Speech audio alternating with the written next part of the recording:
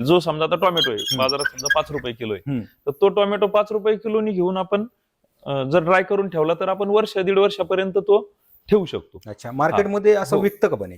हो, विकतं ना. आता तुम्ही हा पाला बघता, म्हणजे तो पाला आणि हा पाला यात काही खूप तुम्हाला फरक जाणवतच नाही. आता हा ड्राय केलेला आहे, तो कच्चा आहे. पण असं जर लांबून जर पाहिलं तर तो काही फरक जाणवत नाही. म्हणजे ह्या ज्या स्टेप्स आहेत, ह्या स्टेप्स व्यवस्थित फॉलो केल्यामुळे त्याच्या क्वालिटीत परिणाम होत नाही. बरं, तुम्ही जसं सांगितलं आता मोरिंगा पावडर तुम्ही करताय, सीझन नुसार बाकीचे पण फळभाज्या तुम्ही वाढवता त्या ठिकाणी. आता जर डिमांडचा जर एकंदरीत मार्केटमध्ये आता विचार केला तर ती कशाला आहे सध्या? शेवग्याच्या पाल्यापेक्षा त्याची मातीला पण महत्व आहे, मी असं ऐकलंय. त्याच्या सालीला पण महत्व. झाडं मोठे झाल्यानंतर त्याचा जो डिंक निघतो, तो डिंक पण खूप महाग विकतो. हो, काही लोक त्याच्या फुलाची पावडर करतात, त्याचे पण म्हणजे शेतकऱ्यांना चांगला पैसा मिळतो. दुसरा मुद्दा असा आहे, हे आता आपण जे हे बघतो, हे काड्या आपण जो बाजूला करतो, पाला बाजूला करतो आणि काड्या बाजूला करतो. तो काड्या आणि त्याच्या ज्या फांद्या आहेत तिथल्या झाडाला राहणार, तर त्याचं पण बारीक पावडर करून ती पशुखाद्यात वगैरे पण वापरली जाते. अच्छा, म्हणजे एकंदरीत त्याचं काहीच वायाला जात नाही. हा, त्याच्यामुळं याचं सगळं प्रोटीन्स किंवा काय जे न्यूट्रिशन व्हॅल्यू होती सगळी त्याच्यात राहते. साधारणपणे मागच्या काही दिवसापासून तुम्ही जर पाहिलं असेल तर एक ट्रेंडिंग मध्ये हा बिझनेस चाललाय, परंतु हा बिझनेस फक्त चर्चेत आहे.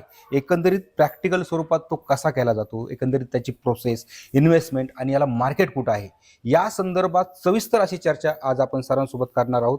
कारण मागच्या 4 ते 5 वर्षापासून यावर ते रिसर्च करत होते आणि मागच्या 4-5 महिन्यापासून त्यांनी हा व्यवसाय यशस्वीरित्या या ठिकाणी सुरू केलेला आहे. एकंदरीत या व्यवसायाची संपूर्ण माहिती आजच्या या व्हिडिओमध्ये तुम्हाला पाहायला मिळणार आहे, त्यामुळे व्हिडिओमध्ये शेवटपर्यंत आता आपण व्हिडिओला सुरुवात करूया.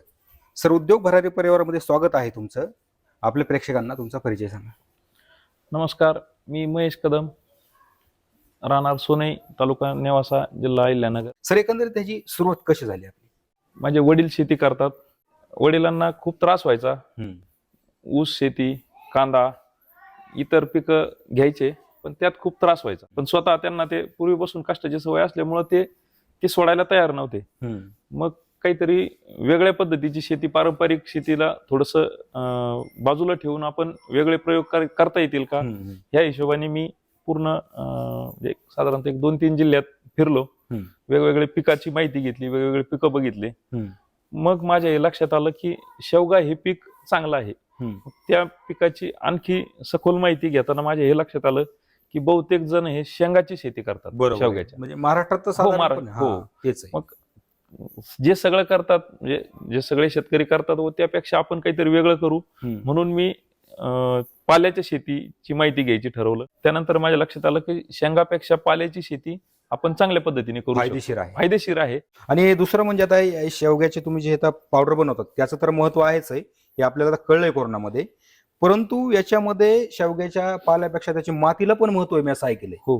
त्याच्या सालीला पण महत्व आहे. त्याचं काय आहे? आता खूप जण मी माहिती घेताना माझ्या लक्षात आलं की आपण हे 2 महिन्याला समजा कापणी करतो, पण काही लोक ज्यांच्याकडे शेवगा आहे म्हणजे शेंगाचा, तर ते झाडं मोठे झाल्यानंतर त्याचा जो डिंक निघतो, तो डिंक पण खूप महाग विकतो. हो, काही लोक त्याच्या फुलाची पावडर करतात, त्याचे पण म्हणजे शेतकऱ्यांना चांगला पैसा मिळतो.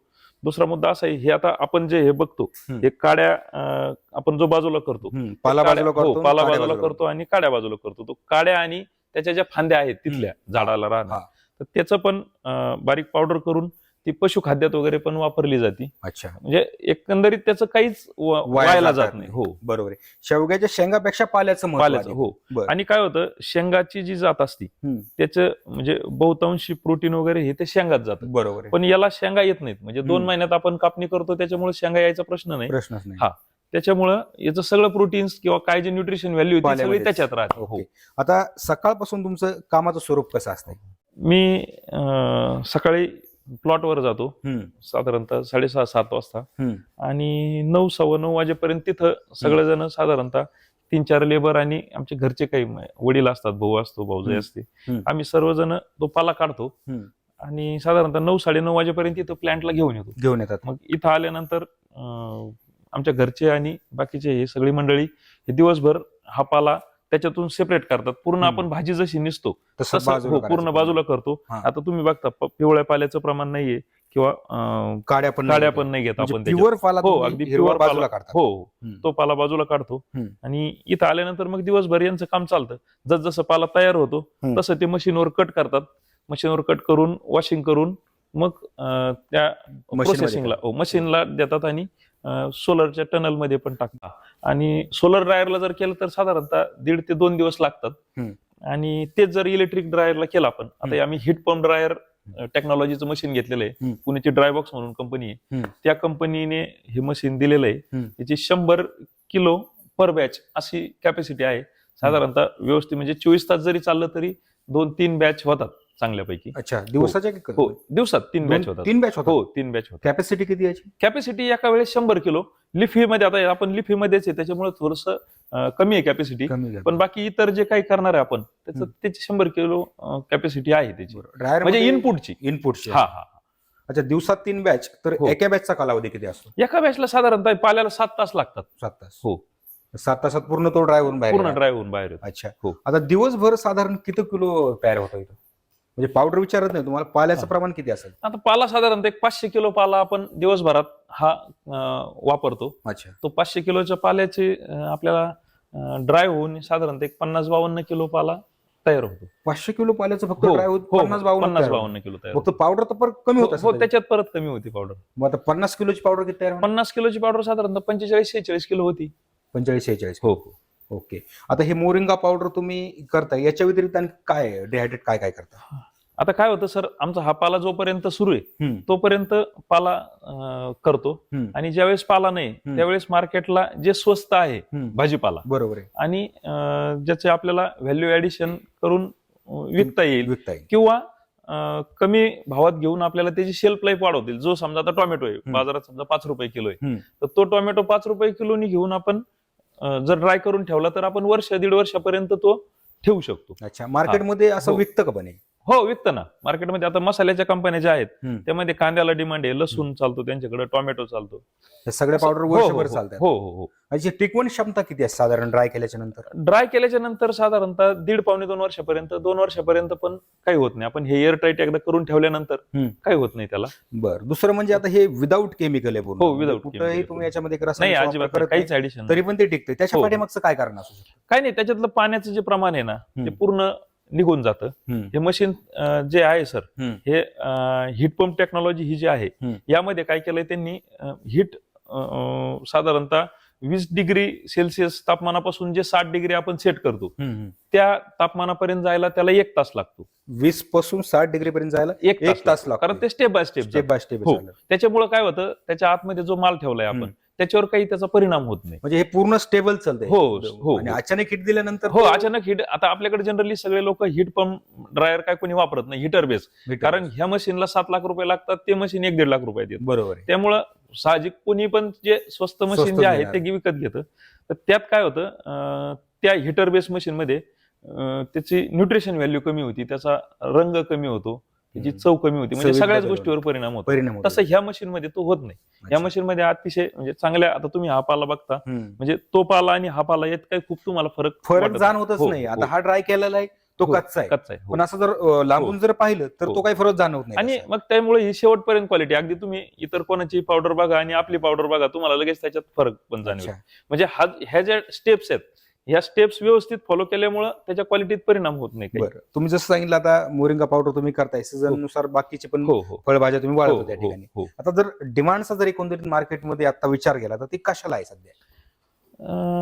आहे आता बहुतेक लोक कांद्याचं करतात, कांदा स्वस्त पण मिळतो आणि कांद्याचं पण करतात. त्याच्यानंतर टोमॅटोचं करतात, हिरव्या मिरचीचं करतात, अद्रक करतात म्हणजे आल्याचं.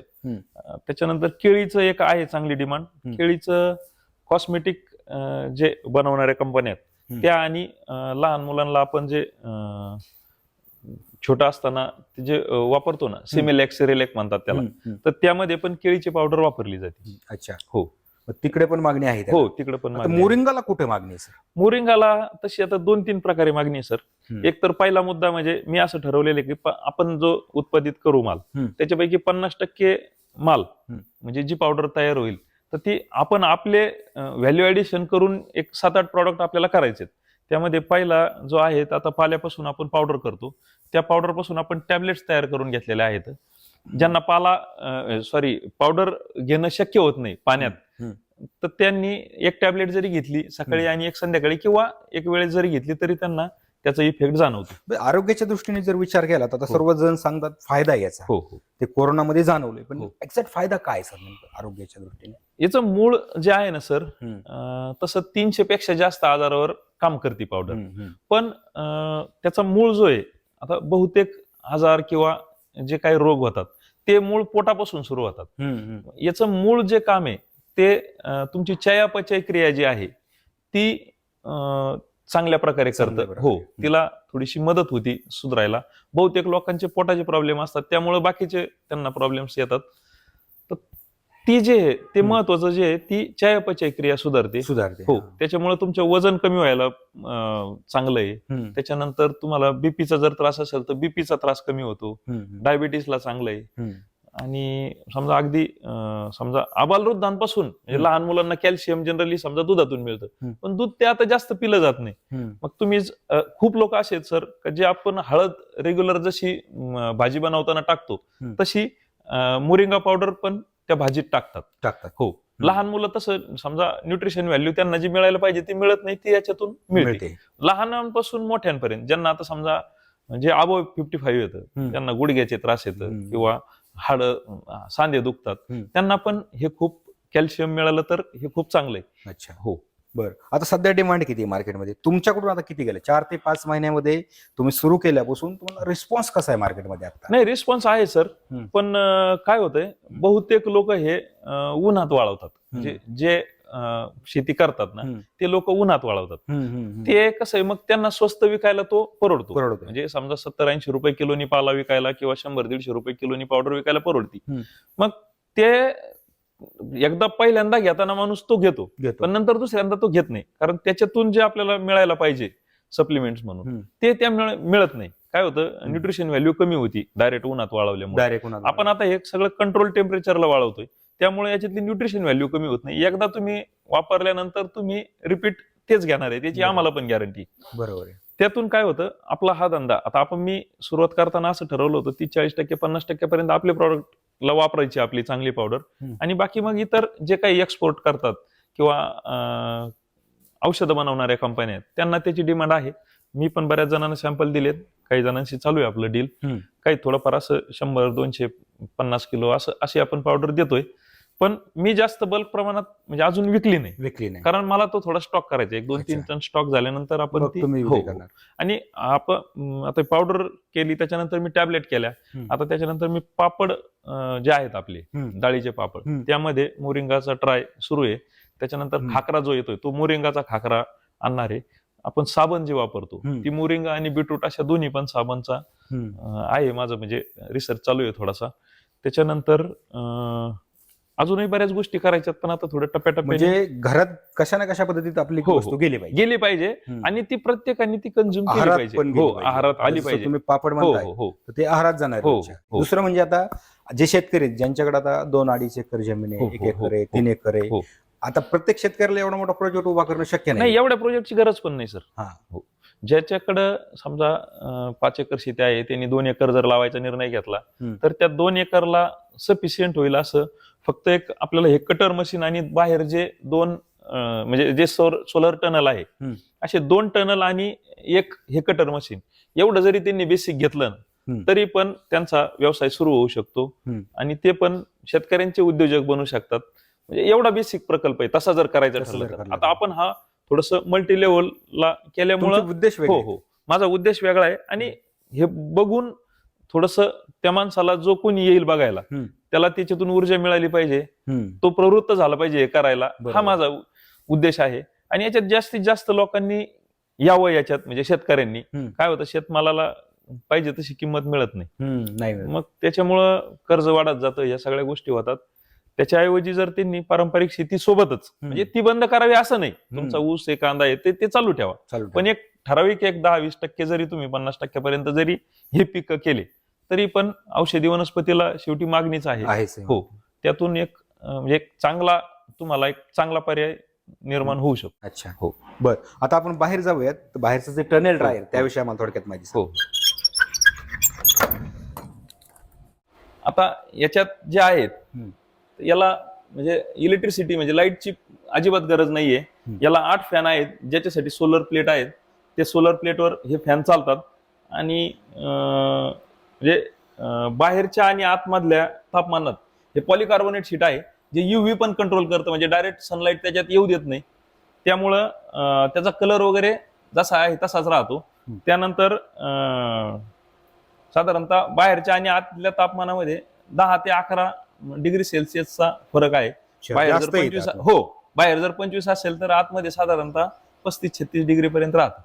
त्याच्यानंतर आता साईडला जर पाहिलं तर हा कुठला प्रकार आहे? हा सोलर ड्रायरच आहे, फक्त हा कॅबिनेट टाईपचा ड्रायर आहे. अच्छा. जिथं जागा वगैरे कमी असेल हम्म. तर त्यांना हे कमी कॅपॅसिटीचं आहे. याची 500 केजी आहे, याची 200 केजी कॅपॅसिटी. अच्छा. आणि याचा कालावधी किती? कालावधी सेम लागतो. सेमच लागतो. हो हो. बर. त्याच्यानंतर आता साईडला जर पाहिलं तर अगदी छोट्या स्वरूपात दिसत आहे. हो. याचा उद्देश काय आहे म्हणजे नेमकं? काय अगदी जो छोटा शेतकरी आहे किंवा एखादा समजा कुणी एखाद्या शहरात राहिला आहे पण त्यांच्याकडे जागा नाहीये तर ते आपल्या टेरेसवर पण हे करू शकतात. हो. अच्छा. तुम्ही म्हणजे उपयोगात आणलं का आतापर्यंत हे काही? हो, आणलंय ना, उपयोगात रोज असतं. फक्त तुमच्या करण्यामध्ये धमक असायला हवी. कारण अनेक असतात हे न करणाऱ्यासाठी. आता तुमच्याकडे 1 एकर, 1.5 एकर, 2 एकर शेती किती असू द्या, तुम्ही जर शेवग्याच्या बागाची लागवड केली, त्या पाल्याच्या पासून जर मोनिका पावडर तयार केली तर मार्केटमध्ये डिमांड आता इतक्या मोठ्या प्रमाणात आहे की सप्लायर फार कमी प्रमाणात आहेत. त्यामुळे या व्यवसायाला फ्युचर आहे, भविष्य आहे. आणि एकंदरीत तुमचं प्रशिक्षण असेल, त्याविषयी माहिती असेल, या व्हिडिओमध्ये आपण दिलेलीच आहे. परंतु तुमच्या मनात जर काही शंका असतील तर सरांचा नंबर आपण व्हिडिओच्या डिस्क्रिप्शनमध्ये दिलेला आहे, स्क्रीनवर दिलेला आहे. त्यांच्याशी संपर्क करा.